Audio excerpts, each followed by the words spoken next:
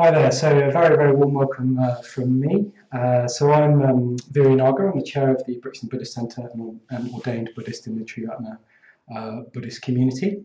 And we've got Jnanavaca joining us. Hello there. Hello. Hello. This is Hello, Jnanavaca. Viryanaga. Hello all. Hello. So Jnanavaca is the ex-chair of the London Buddhist Centre. And also is a very experienced Dharma practitioner, Dharma teacher, and a good friend of mine as well. So it's a real joy to have him with us. We're going to do this face to face, won't we? But Viryanaga thought we might have symptoms. I haven't got any symptoms yet. Viryanaga, have you got any symptoms? I thought I had a headache yesterday. Anyway, so we're not face to face. So we're in our respective rooms.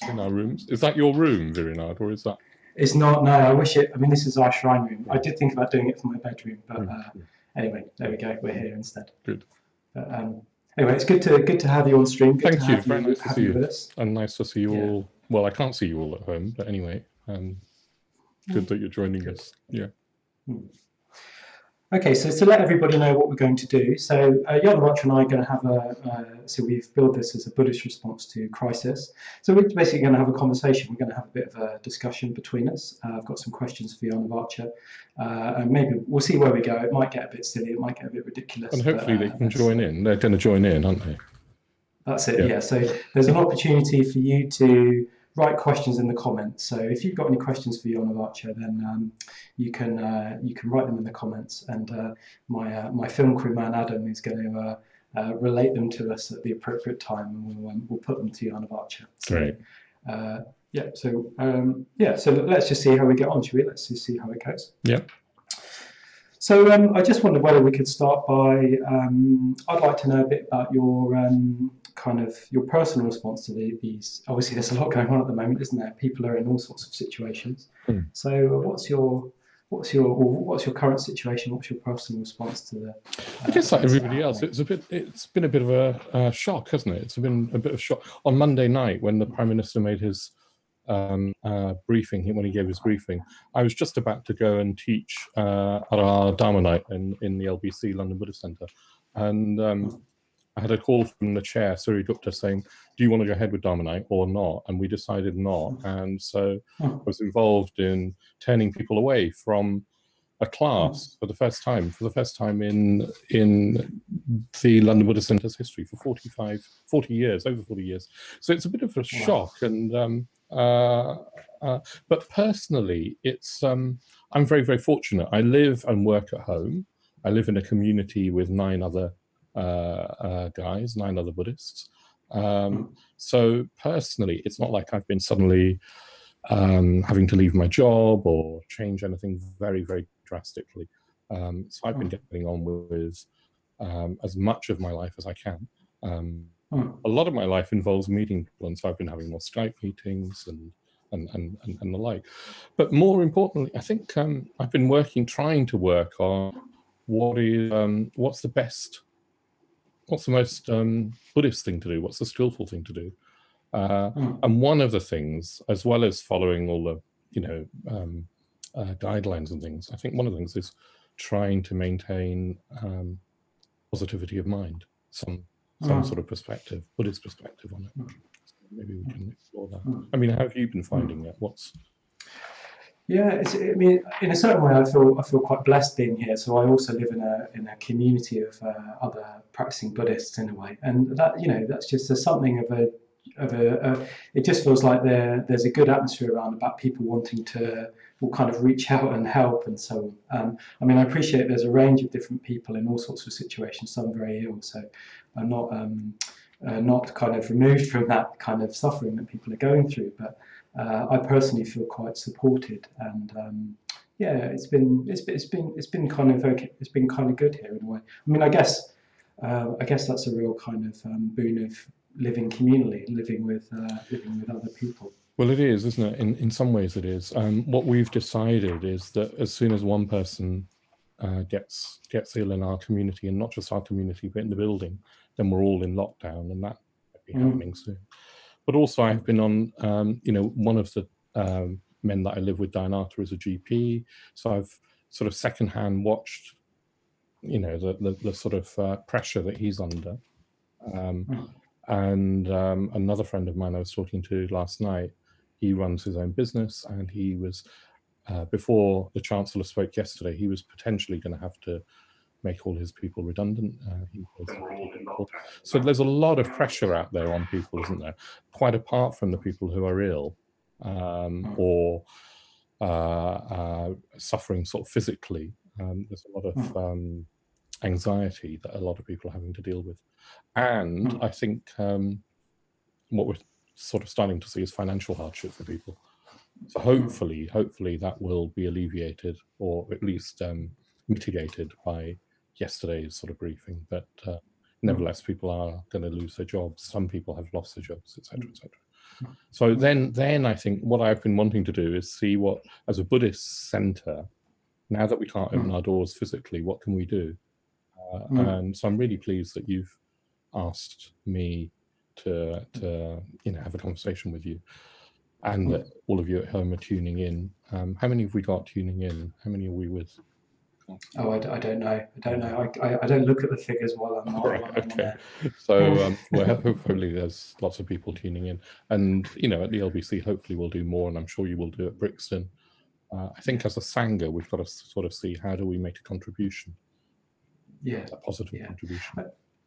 Yeah, I mean, that is interesting, isn't it? Because there's obviously a lot of practical things that we could be doing in a way, like in terms of, I don't know, helping neighbours with shopping or so on and so on. And I don't know, I've had a bit of a, don't know if this is so for you, but I've had a bit of a question about trying to decide what my response is in a way and how to respond. And I mean, I guess for me, it has been, as a Dharma teacher, I feel one of the things I can offer is the Dharma, which of course maybe we can get onto what's important at the moment. But I don't know if that's similar for you. I was really moved last night, and I was listening to the Chancellor say, he talked about all these benefits that the government are offering, and then he talked about kindness, didn't he?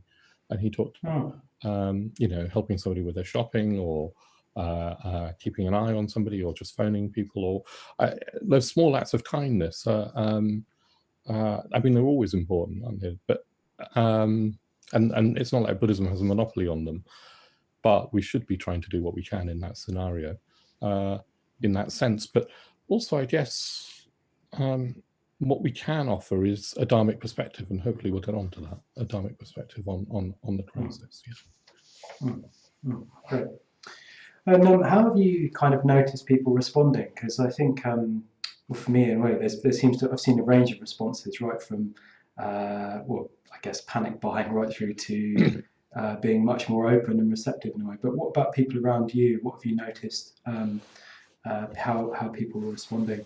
I was in the park, in Victoria Park yesterday, and there were lots of people in the park.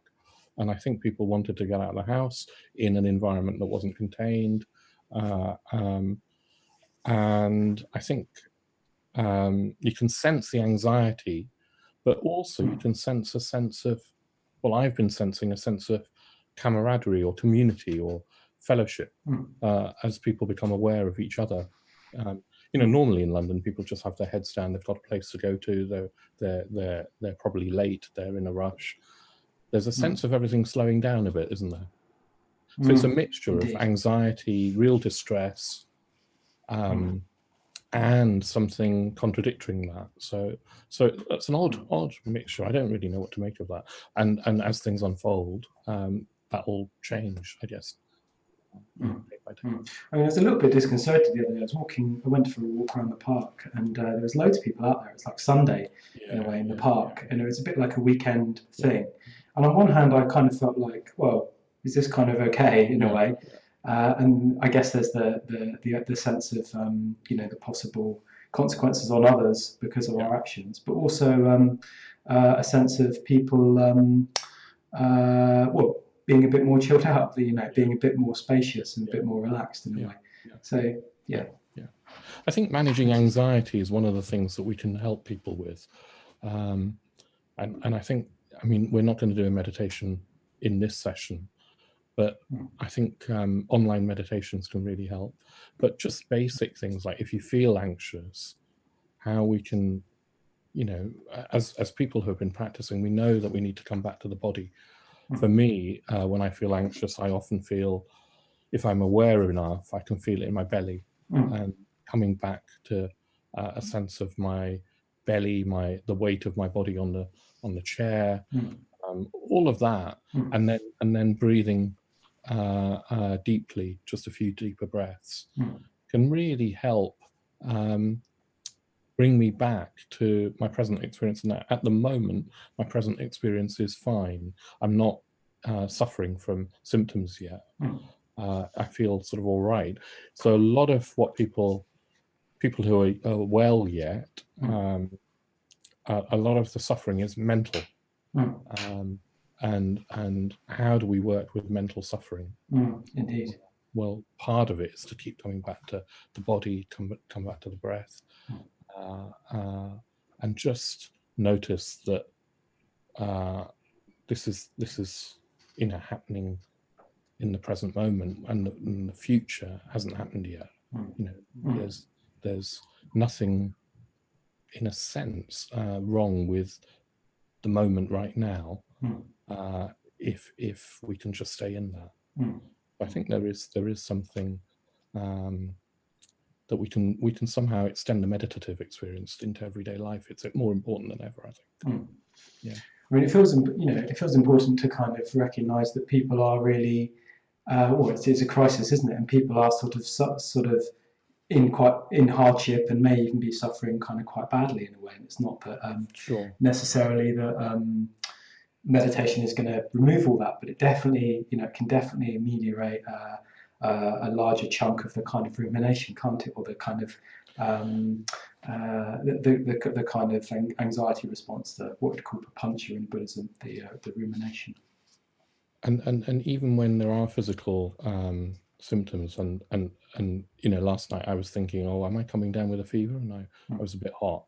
And one of the things I think I have to keep coming back to is, can I stay with the actual physical experience? And it's unpleasant and painful, and not rush to a future scenario of what's going to happen. It's very, very difficult to do. It's very, very difficult to do when the media are quite rightly focusing so much on this. But I do think that we have to look at how do we be judicious about what we let into our minds. Oh, there's so much out there, isn't there? So much panic in the news. It's so funny. I mean, I don't know if this has been the same in your community, but we've sort of had to help each other get a grip at times. Like somebody like has a little panic or something. It's like, get a hold of yourself, man. Just sort of and just sort of bringing each other back down in a way, and just sort of questioning ideas, questioning thoughts. Yeah, I mean, actually, my heart goes out to people who are living on their own and having to self-isolate, because I think it's much harder on your own. I think I'm fortunate, again, I've got friends around me, I'm living with friends. But if I was on my own and not going out at all, able to go out, I think it's much harder. It's more important than to be really careful what you read, what you watch. How do you make sure that you're not spinning into anxious rumination? So I think that's really, really important. It makes me sort of think about the gardening of the teaching of the guarding of the sense gates in a way. So watching out what we expose ourselves to. Like, clearly we need to keep ourselves abreast to a reasonable degree and follow guidelines and follow best practice in a way. But what do you think about that? Like, how much we should expose ourselves to goings on versus how much we should sort of isolate ourselves, sort of psychologically? For different people, I'm not very good at guarding the gates of senses. I'm rubbish at it, actually. So I'm not the one to sort of say much about it. What I think, probably we've each got to make a judgment as to how much information we can take without slipping into panic or anxiety. So if somebody's already feeling vulnerable in that way, then you've got to be more careful as to what you take in. At the same time, it's important to keep abreast of what's going on. So everybody's going to have to make their own judgment. And sometimes, I think that's, for me anyway, sometimes I realize that what I need to do is switch off everything, all the electronic devices, and just meditate. Sometimes I need to distract myself Like last night in the community, we all watched a film. You know, we could have done a puja, we could have meditated, but actually it was really good to just watch a film. So sometimes we need to do that. Sometimes I think we need to reflect. I mean, I think also what the Dharma offers is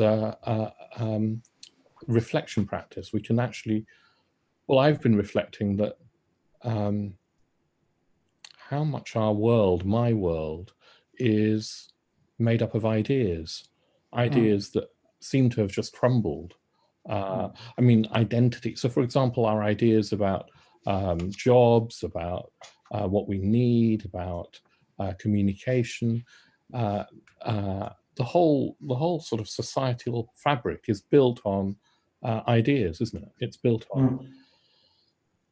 You know, and most of the time, because it works smoothly, we don't notice. We can book a train and it happens, or we can book a retreat and we go on it.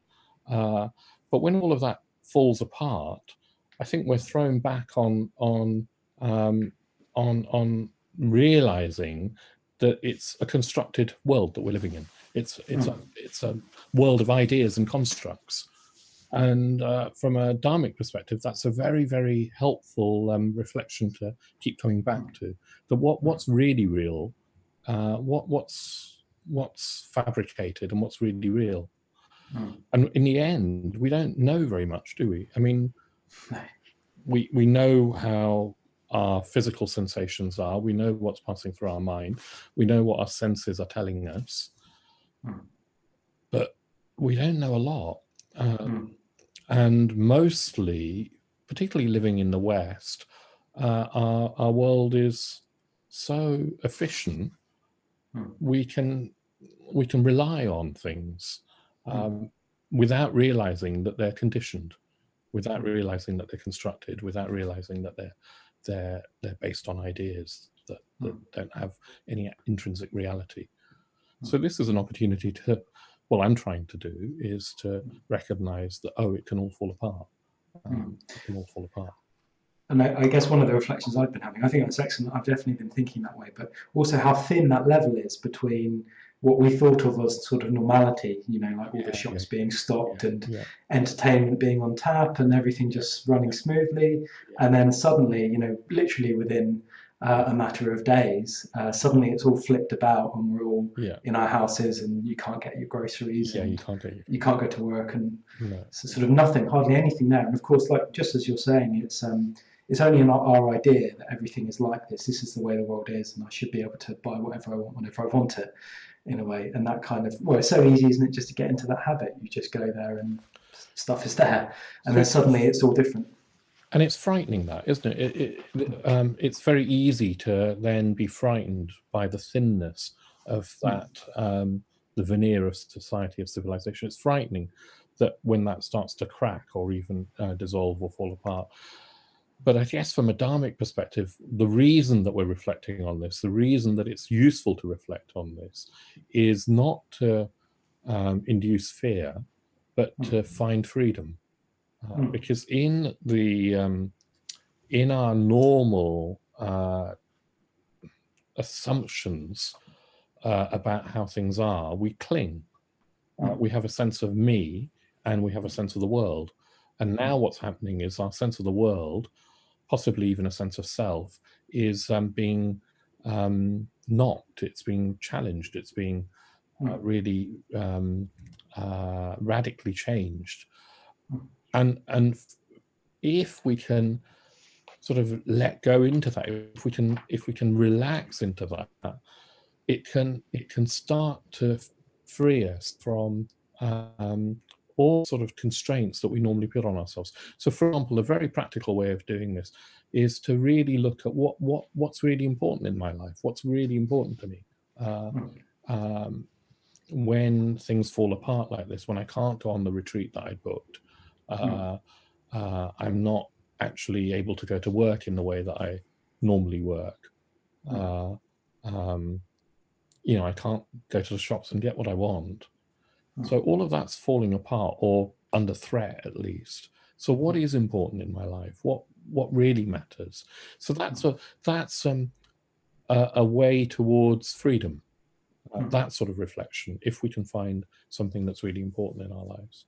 Because I think what happens, the danger for me, and I think for many of us in our very, well, I live a very privileged life, and I know not everybody does in our country, and in the West there's a lot of suffering in many ways, but many of us live a very comfortable life materially, and the danger for me, I think, is superficiality. From a dharmic perspective, it's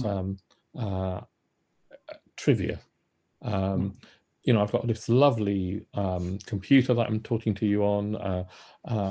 I've got all these Dharma books all around me, and very often I find myself watching Suits on Netflix or something, and it's complete trivia, it's complete nonsense. That's my danger, and I suspect for many of us it is as well. So I think this is an opportunity to try and, what I'm trying to do anyway, not just now, but is to see if I can force myself to go deeper.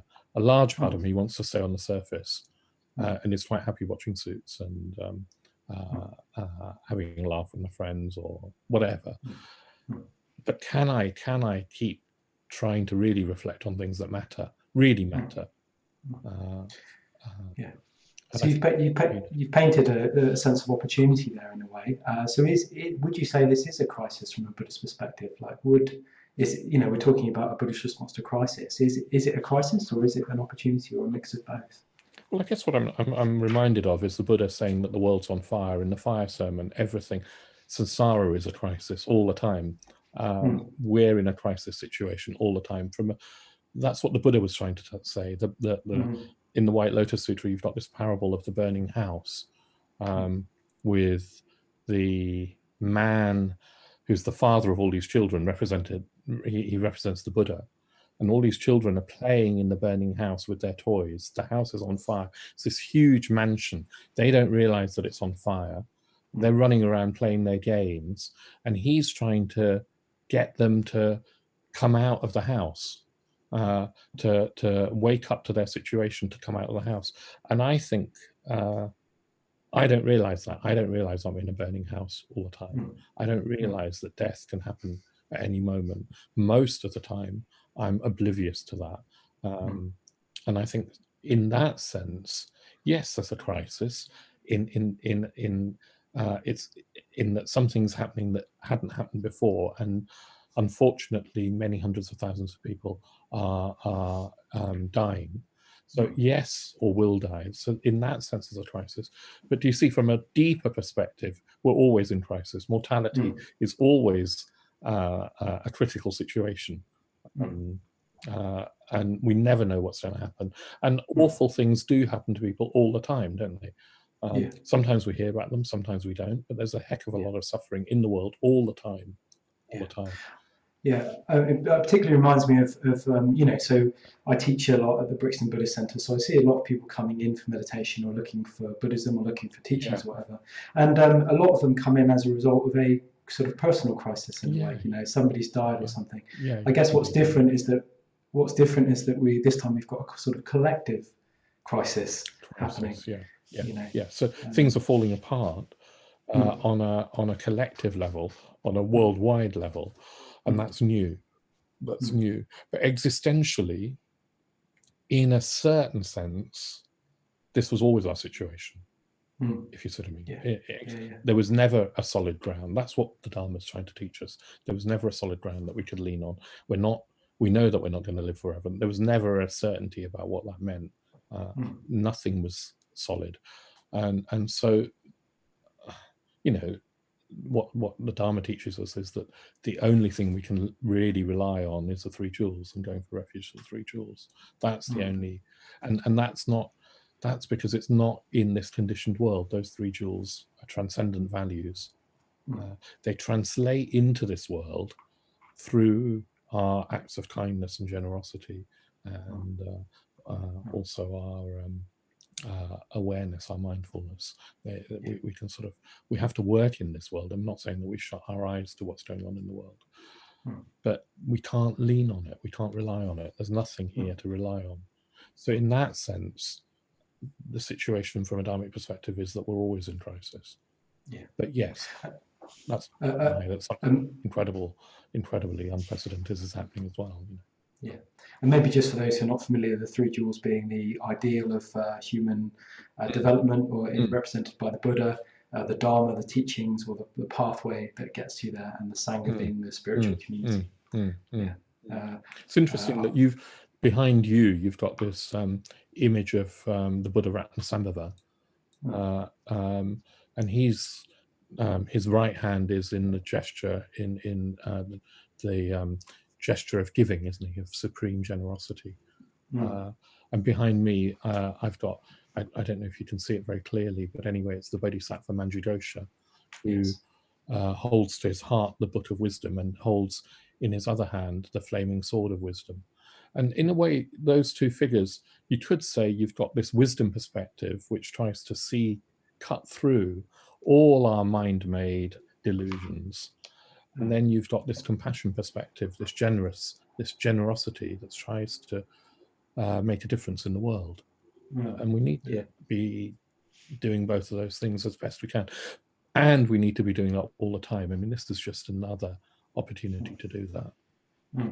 Yeah, I mean, I'm just reminded of some of the sort of things I've seen on Facebook or whatever. Just partly maybe from Buddhists or people, practitioners, saying, well, it's just an excuse to have a sort of retreat, a solitary retreat at home in a way. And I just wonder whether you would kind of, well, one, agree with that, and two, whether there's a kind of, I guess that it represents that there might be a kind of, or maybe people have a view that there might be a passivity there, that, people are just isolating, working on going inside and not necessarily going outside and doing practical external activities. I wonder if we could talk a little bit about that. It's often a sort of accusation against Buddhism, isn't it? And I can understand that accusation, that it's passive. It's a passive religion, and I think that there is a danger that we become passive, actually, as Buddhists. I think there is a danger, particularly in the West, that Buddhism is used as a way of just feeling good about oneself.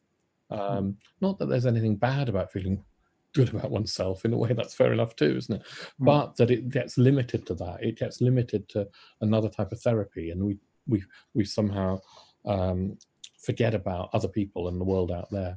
I think that is a danger in any kind of introspective practice, and Buddhism, of course, encourages introspection. So I think that's there as a danger. But in my mind, if that's all we're doing, then it's not Buddhism. It's some sort of weird distortion of the Dharma. In my mind, that introspection has to be coupled with going out and helping others. This sense of wanting to make a difference in the world. The thing that Buddhism says, though, is that there are different ways of doing that. So if you're stuck in your house and you have to, and most of us are now, and we're not in this country in lockdown, but we might be at some point, and certainly we're encouraged to distance ourselves, social distancing. All these new terms are coming along, social distancing, self-isolation, etc. Anyway, if we are, there might not be much that we can do physically, but we can ring people, can't we? And we can text people, and we can talk to people online, as we're doing now, and we can be a positive presence for them and a helpful presence for them. But also, even if we're not doing that, even when we're meditating, the metta bhavana is a very active, positive practice. I believe, anyway, the metta bhavana makes a difference. And not just for oneself. I think the metta's a real thing that really makes a difference, albeit at a very refined and subtle level. But it's real. That's my experience. So even when one's on solitary retreat, I think, or in self-isolation, I think our intentions matter. The teaching of karma, the law of karma, says our intentions matter, and we're connected in ways that aren't just physical. So our intentions of kindness and love and well-wishing have some sort of effect, a real effect in the world. Maybe if you're new to practice, you have to discover that for yourself. But I think even people who maybe don't think of themselves as Buddhist, somewhere we know that bearing each other in mind, wishing each other well, is a real act of kindness. And there might be more that we can do. We might be more. So in that sense, it's not passive. Do you see what I mean? Yeah. If it becomes passive, then I don't think it's the Dharma. I think it becomes some sort of what Bante's talked about, refined selfishness. The meaning being you're just working on yourself, you're just improving yourself. Yeah. So I think it has to go hand in hand with reaching out. And I know lots of people are doing that. I'm sure people are bearing each other in mind. People are worried about their elderly parents or relatives, and some people are, as I say, stuck on their own. People are bearing each other in mind, and that's what we need to kind of also focus on. That should be part of our practice. Yeah. That's good, yeah. And do you think we've talked a bit about the opportunities as Buddhists in a way, both to work internally and work externally? Do you think there's an opportunity here for wider society, perhaps from a Dharmic perspective? In a certain way, you were saying that Buddhism doesn't have a monopoly on kindness, does it? And even though we don't live in a Buddhist society, is there an opportunity here for I don't know, better behaviours, or do you know what I mean? More wisdom to come in, more generosity to come in. It'd be nice to think that this would change us for the better. I don't know if it will, but it's lovely. I was moved last night listening to Rishi Sunak, the Chancellor, talk about kindness. He's a Hindu, a practicing Hindu, I believe, and there he was talking about small acts of kindness. Maybe this will, for some people, I don't know if it'll be the majority of people or a minority of people, but maybe it will change our perspectives on what we're doing, what's important in our lives. A lot of the time, what's really important is our connections with others, isn't it? And how do we feel connected with others in a positive way? Do we have friends? Do we have lovers and loved ones? How are we with our families and our friends? Those things really get to the heart of what it is to be fulfilled as a human being. So I hope that something of that happens. But I'm also interested that, now that we can't sort of travel so freely, people are not flying. And well, I was interested that the canals of Venice are cleaner than they've ever been, and the fish have returned to the canals. So maybe there's we've been talking about, or many people have been talking about, an environmental crisis, and maybe there's something to learn from this. I'm not a blind optimist. I can well imagine that at some point we'll return to our frantic ways of living, but maybe for some people some things will have changed. The penny might have dropped for some people. I guess as a boy, as a young man, as a boy particularly, you didn't fly a lot. Do you know what I mean? And going abroad was a big deal. Whereas now, we're slightly shocked that we can't just hop on a plane because the borders are closed, etc., etc. Anyway, sorry, I'm rambling now. Go on. That's okay. I guess I am struck by the shift in a way, and the very quick shift. I was reading an article, I think it's in The Economist, about like how all the nitrous oxide in China has disappeared, or really limited, and there's blue skies. Presumably less people will die from indeed the pollution and things. Yeah. Anyway.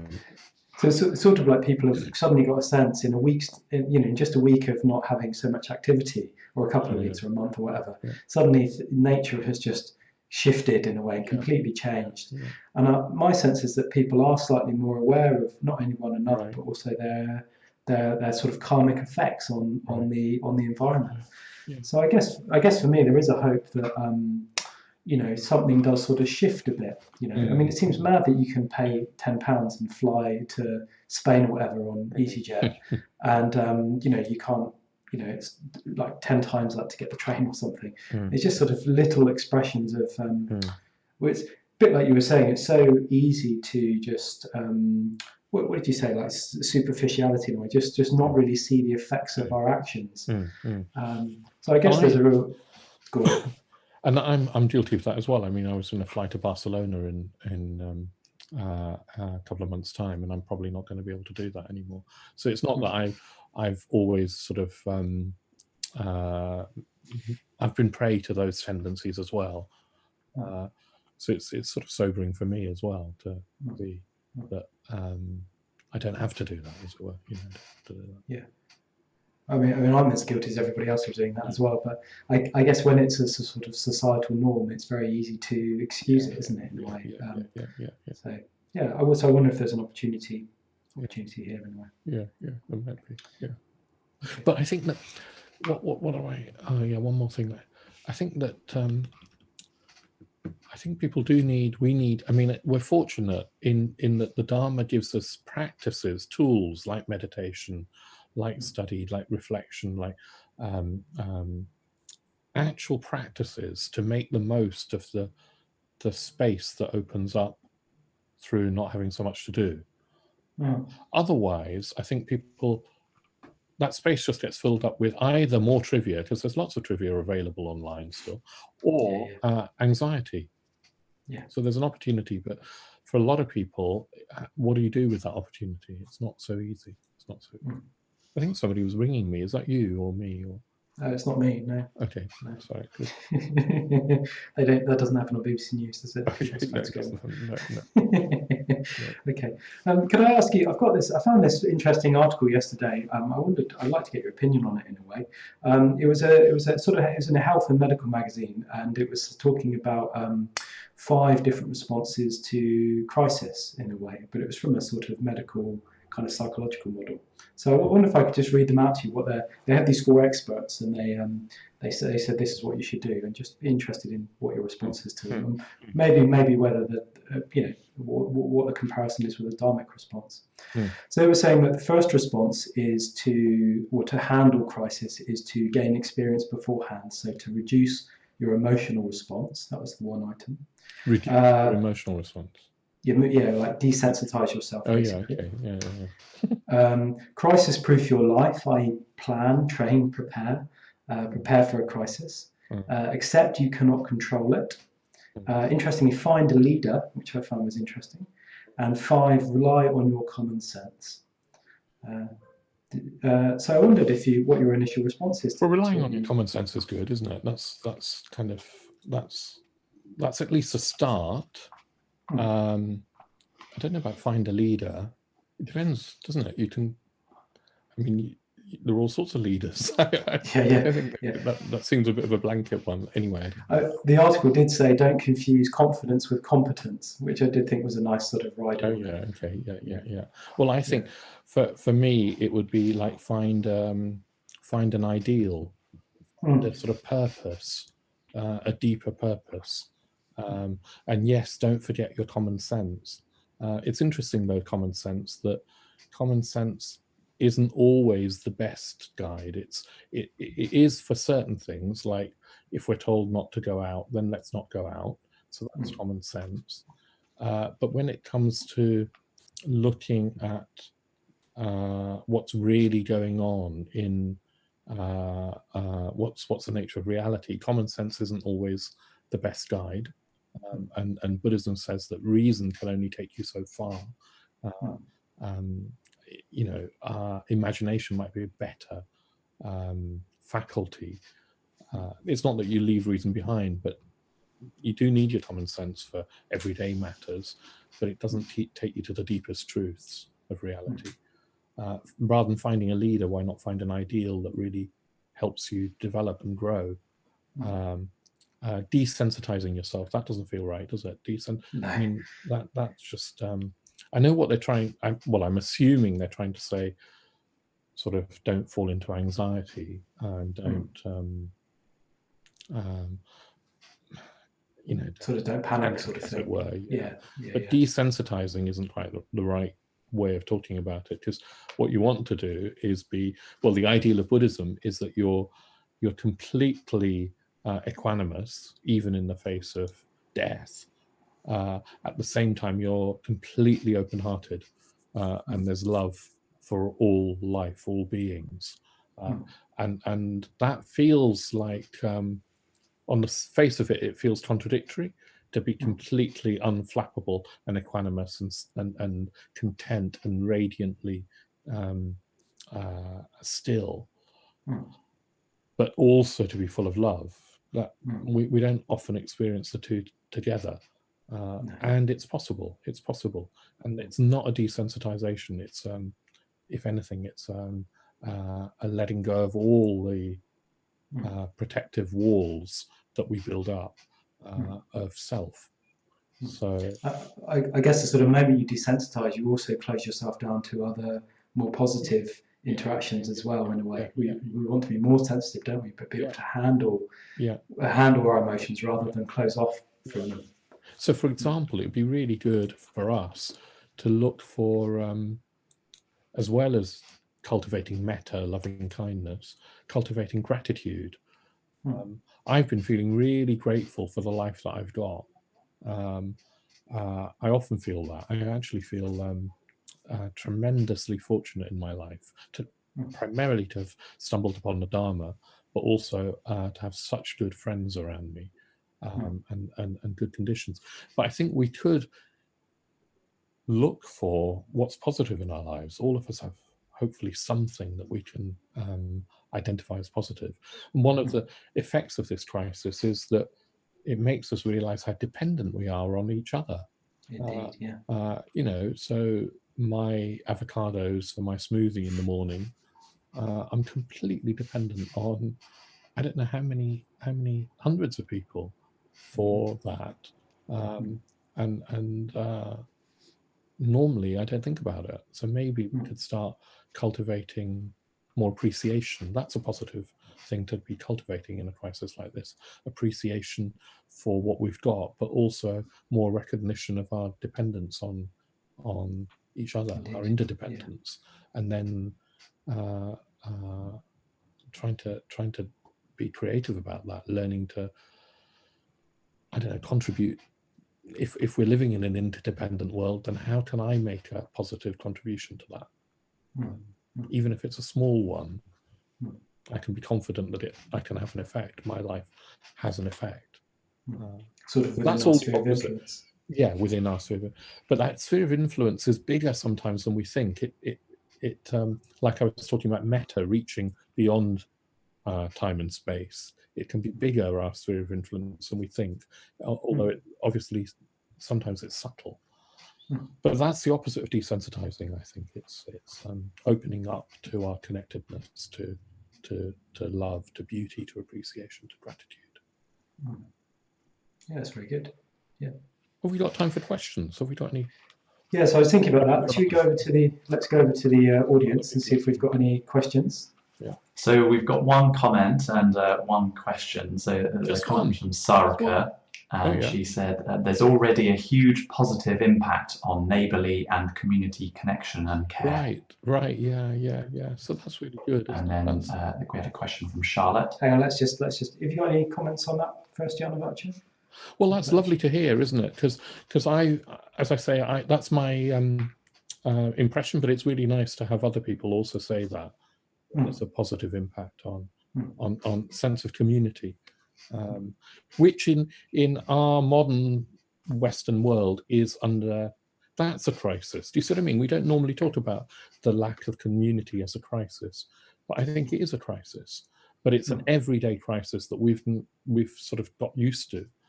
So it's wonderful if there's something more positive happening in terms of connection and care.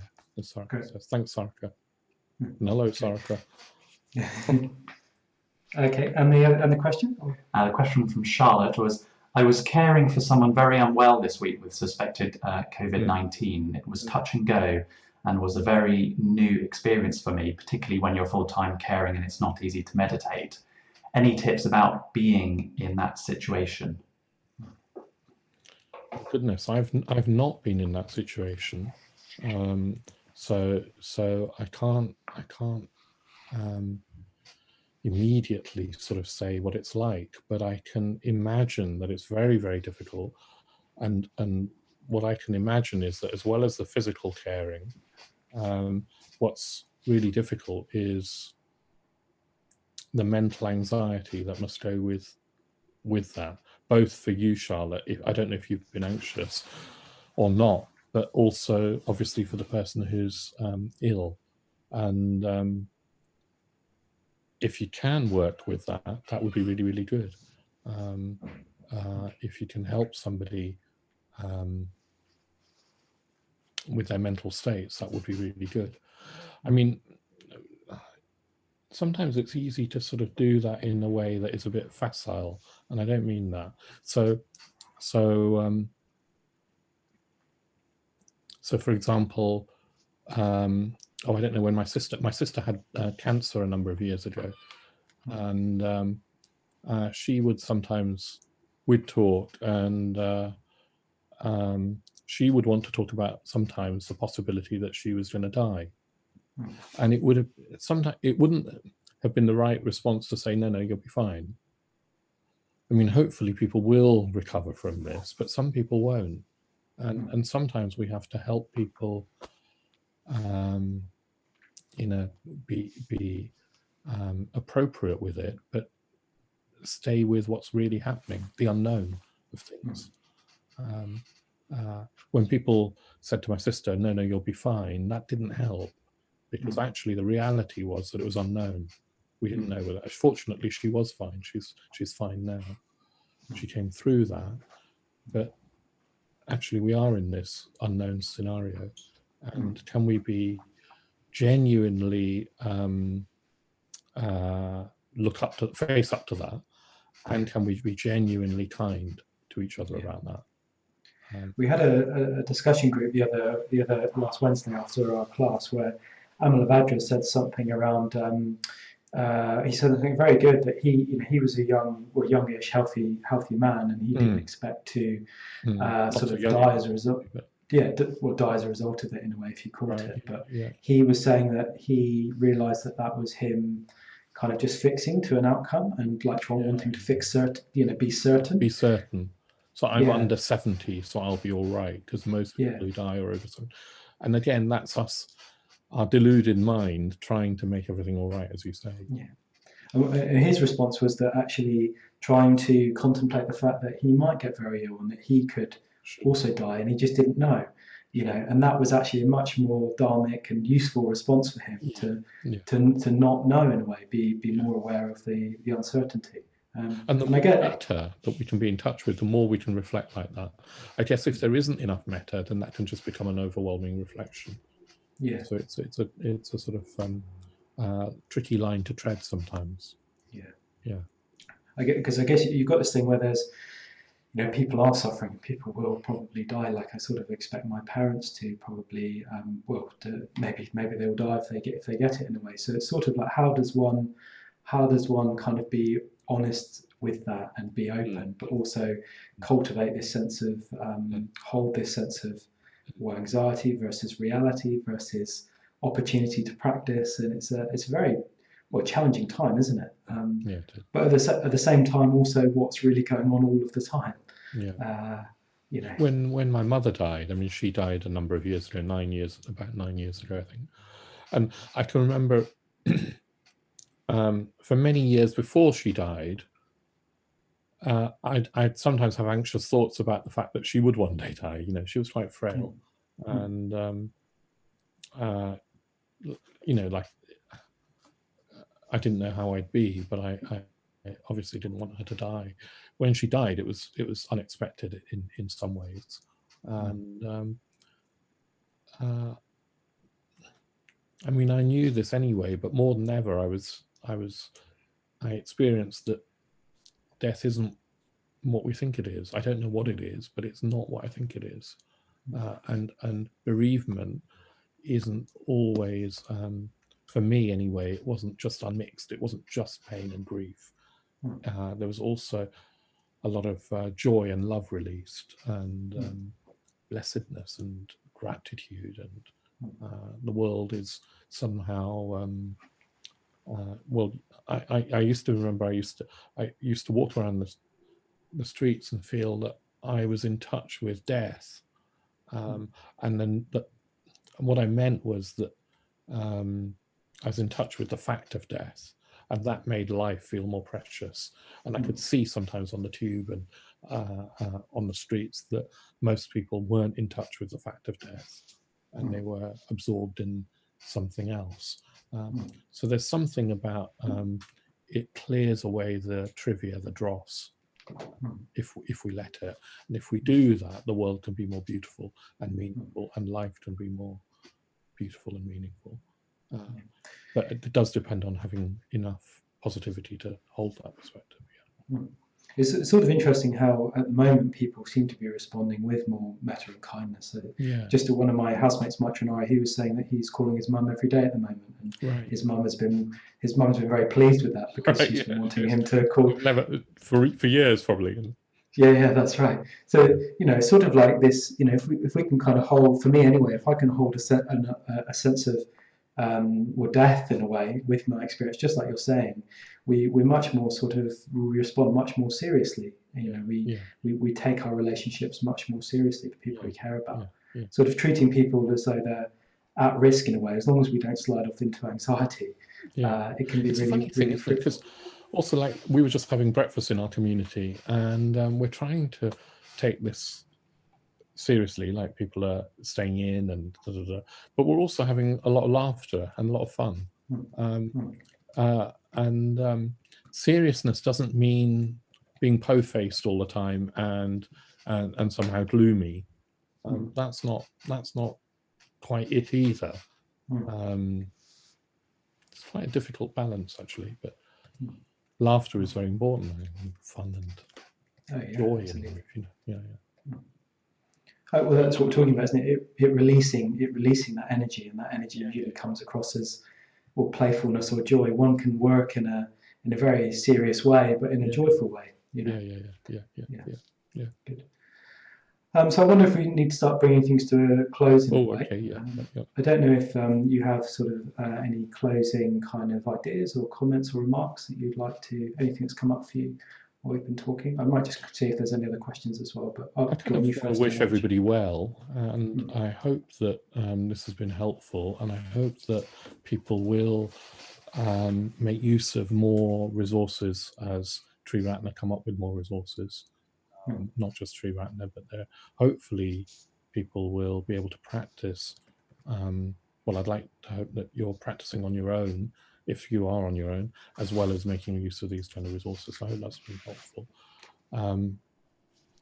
But I think the main thing I want to say is try and reflect on what this means for you in a positive way. That's what I want to try and do. That's what I want to try and do, and wish people well. Okay, great. Let's just should we see if there's any final questions or comments? Yeah, go on then. Yes, we had one question from Jack. He asked, this crisis has led to more desire for solidarity and depth, but that will inevitably fade when things normalize. How do we keep hold of the useful elements of this crisis? Yeah, well, I suspect you're right, Jack. I suspect that it's so easy to keep going back. I was on a 6-month solitary retreat a couple of years ago, and I felt that the Dharma was the most important thing. I mean, I knew that the Dharma was the most important thing in my life, but I felt it more strongly than ever. And, I've been back a couple of years or 18 months or something now. And I've gone trivial again, I'm afraid, in many, many ways, as my housemates keep reminding me of. And it happens. What I do think that you can do, though, is keep a depth of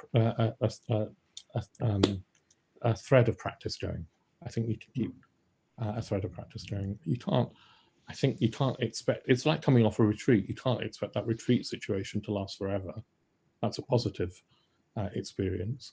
But you can keep a thread of practice going. You can keep looking at, can I reprioritize what I do in my life at least a little bit? And I think if we're Dharma practitioners, then that's what we're used to doing, hopefully all the time. And this crisis is another opportunity to do that. We can't expect others to do it. We can do it for ourselves and encourage others. Yeah. Yeah. Great. Good. Is that it for questions? Yeah, great. Okay, good. Okay, so maybe we should just, well, thank you for joining us, Jnanavaca. Oh, it's a pleasure. Very nice to see you, Viryanaga. Yeah, likewise. Really lovely to have a... Adam for reading the questions, and I've had a whole team of helpers. We've had Sanjay and Ipalit and David helping me rearrange my room. My desk isn't normally here, but anyway, thank you everybody. You're gonna have to rearrange everything afterwards. Exactly, yeah. Hopefully they'll still help with that. And thanks for joining us online. Yeah. Very good. Yeah, great. So so thank you everybody for tuning in. So we'll be resuming our stream program from Monday with our Monday meditation at 7:30 p.m. And just to say, if you want to continue on the discussion this morning, you can join us in a Zoom discussion group afterwards. So go and get yourself a cup of tea and in classic Buddhist style, classic Buddhist form, and then you can rejoin us on the Zoom discussion group. What's a Zoom discussion group? What's happening? Well, it's just like this, Jnanavaca, but with more people. I was going to have a cup of tea, and what do I do? Do I hang around? You're very welcome to if you want to, but you don't need to.